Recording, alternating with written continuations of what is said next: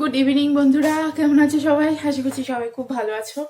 আমরাও খুব ভালো আছি। আর আমার মেয়ে যে ওই যে দেখো কি করছে, ওকে বসিয়ে দিলাম খাটে। এই যে খেলনাগুলো দিলাম, ফোন চালিয়ে দিয়েছিলাম। ও যে ফোনে কি যে সব দেখে, মানে বাচ্চাদেরই দেখার সেই সব দেখে, জানি না বাবা কি সব দেখে। তো উনি আর বসে থাকবেন না, প্রায় উনি 1 ঘন্টার ওপর বসেছিল। আমি তখন ওর জন্য রুটি করে নিয়েছিলাম। আর আজকে ও খাবে না, ওর আজকে বিয়ে বাড়ি আছে। আমাকে কেউ নিমন্ত্রণ করে না। প্রায় অনেক বছর হয়ে গেল কোনো বিয়ের নিমন্ত্রণ পাইনি। এত বিয়ে বাড়ি যেতে ইচ্ছে করছে যে কি বলবো, কি লজ্জার ব্যাপার। তোমরা হয়তো ভাববে যে দিদি কত হ্যাংলা, কিন্তু না গো, হ্যাংলার জন্য না, মানে খাওয়ার জন্য না, মানে সাজগোজ করার জন্য। এত যে শাড়ি আছে, এখনো ইচ্ছে করে শাড়ি কিনবো, কিন্তু শাড়িগুলো পরবো কখন? বিয়ে থা ছাড়া পুজো আচ্ছা তো হয় না হয়, ঠিক আছে। এবার পুজোতে কি হয়, আমরা পুজোতে নতুন নতুন জামা কিনি, সব কিছু হয়, সেগুলো তো পরি, নতুন জামাগুলো তো পরি। তাহলে নতুন জামাগুলো পরছি, এবার যে শাড়িগুলো আছে সেগুলো তো পরতে হবে, তাই না? তা সেগুলো পরবো কখন? তার জন্য ভাবছিলাম যে কবে একটু বিয়েটা হবে। আর আমার যে ভাই আছে, মামার ছেলে, তার ওর এখন ছোট, মানে বিয়ে দেওয়া যায়, কিন্তু আরেক 1-2 বছর যাক, তারপরে ওর বিয়ে দেওয়া হবে।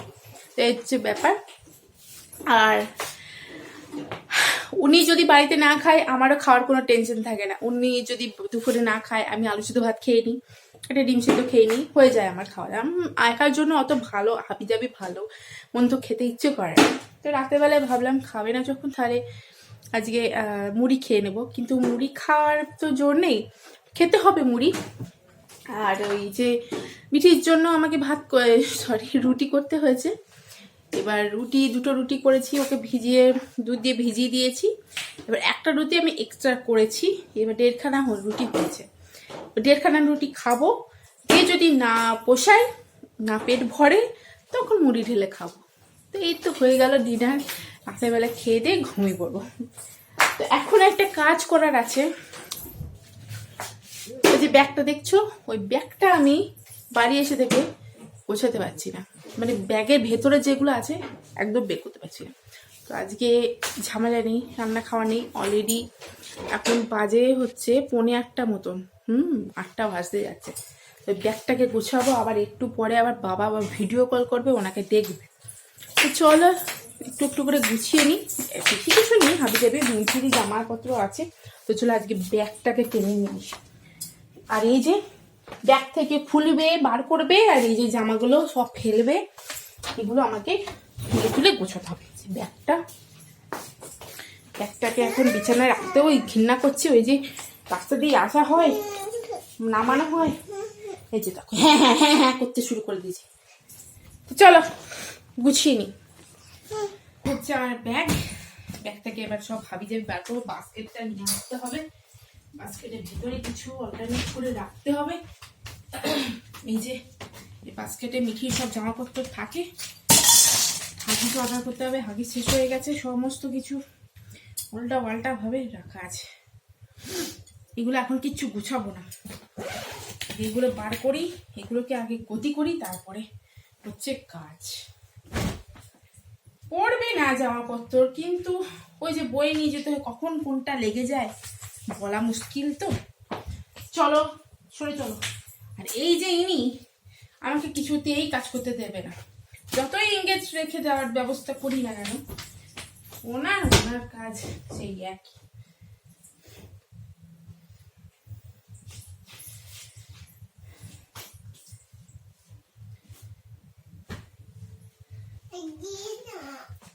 কি দেব এখন? আবার ওর একটা বুলি হয়েছে, দে না নে না, এইসব একটা বুলি হয়েছে। দে না নে না, আবার বললে আমি জানো তো ইচ্ছে করে করবে, আবার ইচ্ছে করে করবে। কত যে সব জামাপত্র রাখা থাকে, মেয়েটার ভালো লাগে না। যখন বার করি তখন ভাবি যে একদম যেখানে যাব একদম বেশি কিছু জামাপত্র নিয়ে যাব না। ওই যে হয় না, ঠিক গুছিয়ে নিয়ে চলে যাই। দাঁড়াও, তোর মাথার উপরে পড়বে, বার করবো না।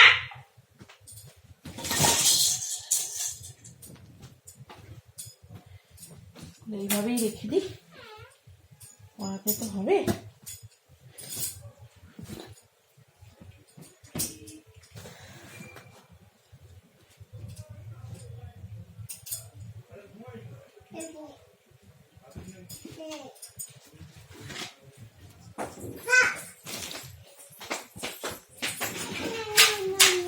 আর এই যে প্লেটগুলো তোমাদেরকে তো দেখিয়েছি, এই প্লেট দুটো কিনেছি, দুটো স্টিলের প্লেট কিনতে বারই করা হচ্ছে না। এই যে বার করলাম আর ভরে গেলাম।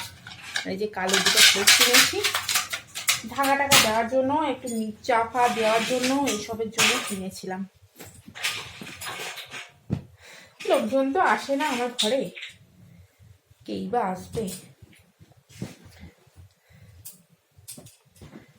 ব্যাস, আর কিছু নেই। এই যে আমার জামা এই কটা, আর বাবা এতগুলো 5 ফোড়ন দিয়েছে আমাকে। বাবাদের মিলে কি হয়েছিল, মুখ দেবে না বাবু, মৎস্য কি বলে ঠাকুরের মৎস্য হয়েছিল, সেখানে লেগেছিল।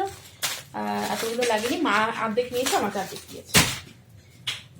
এই হচ্ছে ব্যাপার। কি অবস্থা দেখো, তোমাদেরকে একবার দেখাই কি অবস্থা করলাম। এই যে বেশি কিছু জামা নিয়ে যায়নি দেখে মনে হচ্ছে, বুঝেছ। শোকেসের পাশে যে আলমারিটা দেখছো, সেই আলমারিটা আমার রিসেন্ট কেনা, ঠিক আছে। মানে নতুন আলমারি না, তোমরা দেখে হয়তো বুঝতে পারছো যে এটা মানে নতুন আলমারি যেরকম চকচকে ধকচকে হয়, এটা কিন্তু একদমই না। এটা সেকেন্ড হ্যান্ড, মানে পুরনো আলমারি, মানে ওই 6 মাসের পুরনো আলমারি আমি কিনেছি, ঠিক আছে। খুবই কম রিজনেবল প্রাইসে পেয়েছি। আর এটাই আর কি।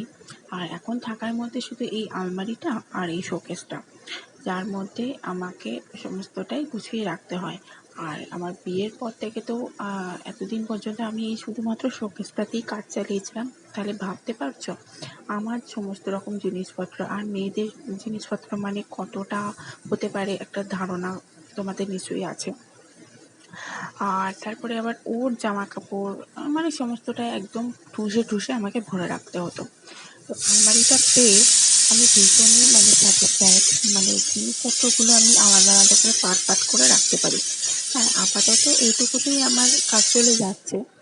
আর এই যে সাইডে যে শোকেসটা দেখছো, মানে এই ছোট্ট মতন যে স্পেসটা, ওখানে মিঠির সমস্ত রকম জামা কাপড় থাকে। মানে ওর যাবতীয় যত জিনিসপত্র সব এখানেই থাকে, ঠিক আছে। আর একটা যে লাল বাকেটটা দেখছো, ওখানে মানে ডেইলি যেগুলো ইউজ হয় সেগুলোই রেখে দিই। আর এখানে যেগুলো একটু ভালো জামা কাপড়, সেগুলো তো বাইরে রাখা যাবে না, সেই জন্য ওখানে আমি সমস্ত রকম শীতের পোশাক, ভালো জামা কাপড় সমস্তটাই আমি ওখানে ভরে রেখে দিই। আর আমার যখনই কিছু কাজ করি, একবার এই শোকেসের মধ্যে যদি কাজ করি তো শোকেসে একবার ঢুকে যাবে, আবার আলমারির কাছে যদি কাজ করি তো আলমারির কাছে গিয়ে ঢুকে যাবে। মানে আমার কাজ করতে যে এতটা পরিমাণে প্রবলেম হয়, মানে কী করবো। আর ও তো এখন ছোটো, কী করবো বলো, এটুকুর মধ্যেই আমাকে কাজ চালাতে হচ্ছে। আর ও তো এখন বোঝে না যে মাম্মা কাজ করছে, মাম্মাকে বিরক্ত করবো না, এরকম তো না। ধরো ও বড় হয়ে গেলে আর কোনো অসুবিধা হবে না, এটাই সবাই বলে যে আর কয়েক বছর অপেক্ষা করে যা, দেখবি ও নিজেই সমস্তটা বুঝতে শিখে যাবে, ও আর তোকে অতটা বিরক্ত করবে না। তাও অনেকটাই লক্ষ্মী আমার মেয়েটা। মানে ও ওর নিজের মতন মানে কাজ করে যায়। মানে কী বলবো, মানে ও সবসময় না খুঁজতে থাকে, সবসময় খুঁজতে থাকে যে কী করা যায়। ও কোনো টাইমটা একটা নির্দিষ্ট কিছু করে এমনটা নয়। ও একবার এখানে হাত দেয়, একবার সেখানে হাত দেয়, মানে ও 14 জায়গায় ঘরের মধ্যে ও মানে কিছু না কিছু একটা করে। বলছে দেখো কী করছে, মুখের এক্সপ্রেশনটা দেখো। আমি কিন্তু ওর দিকে তাকাই দিই, ও আমার দিকে একবার হাঁ করে তাকিয়ে কি এরকম একটা এক্সপ্রেশন করে দিল। আর এই যে কোথা থেকে কি একটা নিয়েছে, সেটাকে আমি ধরে আমার আলমারিতে ড্রয়ারের মধ্যে ভরে দিলাম। কিন্তু আমার এই আলমারির কাছে চলে এসেছে। এই যে একটা পেনের বক্স আছে, পেনের বক্সটাকে নিয়ে চলে গেছে। মানে যে কী বলবো, আমি এদিকে গেলে ও ওদিকে যায়, ওদিকে গেলে ও এদিকে আসে, মানে এরকম একটা ব্যাপার। কিছু করার নেই, একা আমাকে ওকে নিয়ে এভাবেই সামলে যেতে হয়। ঠিক আছে, ওই যে বলে না, মানে সব থাকতেও কিছু নেই, টাকা থাকতেও টাকা থাকে না, মানুষ থাকতে মানুষ থাকে না। ঠিক আছে, এরকম একটা।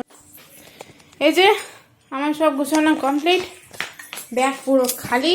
এবার এই ব্যাগের মধ্যে এই ব্যাগগুলোকে ভরে রাখবো, আর বাস্কেটটাকে জায়গার জিনিস জায়গায় রেখে দেবো।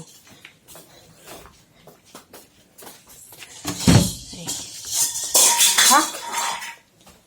আমার এই ঘরটাতে যেরকম মানে কোনো রকম স্পেস নেই যে আমি জিনিসপত্র আলাদা করে গুছিয়ে রাখবো। ওই ধরো কোনো আলমারি বা কোনো তাক কিচ্ছু নেই যে আমি বাসনপত্রগুলো অ্যাটলিস্ট আলাদা করে রেখে দেবো। আর আমার কাছে না মানে ড্রেসিং টেবিল নেই, তো ড্রেসিং টেবিল থাকলে কি হয়, আমার সাজা গোছার যেসব জিনিসগুলো থাকে সেগুলো আমি ড্রেসিং টেবিলে ট্রান্সফার করে দিতে পারি। আর আমার শোকেসের যে একটুখানি স্পেসটা আছে সেখানে আমি কিছু ওই কাপ প্লেট এরকম জাতীয় কিছু জিনিস রেখে দিতে পারি। তো তার জন্য না আমাকে সমস্তটাই খাটের ভিতরে রাখতে হয়। আমার খাওয়া দাওয়া হয়ে গেছে, মিটিকে খাইয়ে দিয়ে একদম রেডি করে দিয়েছি। আর ও বিয়ে বাড়ি থেকে চলে এসেছে। ওর আজকে বিয়ে ছিল, রাতে বাড়িতে খায়নি, তোমাদেরকে তো আগেই বললাম। তো এবার আমরা শুয়ে পড়বো, সমস্ত বিছানা টিছানা করা হয়ে গেছে। আর আজকের মতন ব্লগটা এখানেই শেষ করছি। ভালো লাগলে লাইক করে দিও।